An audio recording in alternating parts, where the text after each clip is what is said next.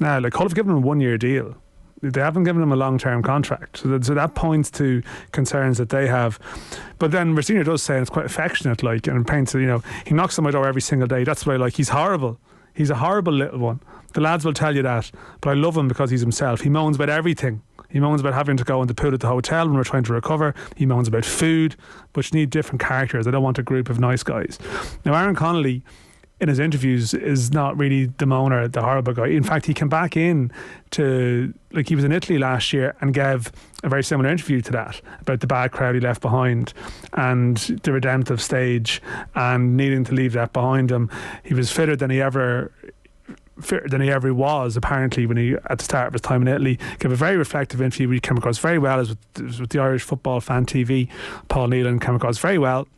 Came and played for Ireland 21s and then didn't play for Venezia again. Now, it sort of was half alluded to in that piece, but I don't know. I think there might have been a disciplinary angle to that too. Now, the flip side of that is, I've since heard that he came to Hull in January, and apparently he's been working very hard since he's been there, and maybe because he was there on loan initially and now he's come back now. So the penny has dropped, and I hope it has, because no one wants this to be one of these careers that goes the way of examples we can bring up from before. But obviously Hull haven't given him a long-term contract.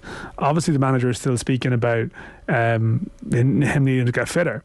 And for me, I just think you want to, and this is ironic coming from a journalist who wants interviews, but I feel like he's given that same interview several times. And I think it's more a case of, no, I'd rather see him play 15, 20 games consecutively, scoring 7, 8, 9, 10 goals or whatever. It's actually very hard to, like, championship. It's not easy to just play in the championship and just score that type of number.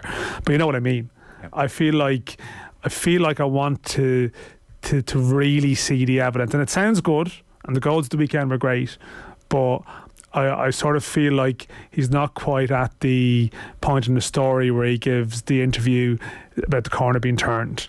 I feel like that needs to be in 2 or 3 years' time, when there's a body of evidence underneath to suggest that, like, yes, this isn't a little mini false dawn, that it's actually the real thing.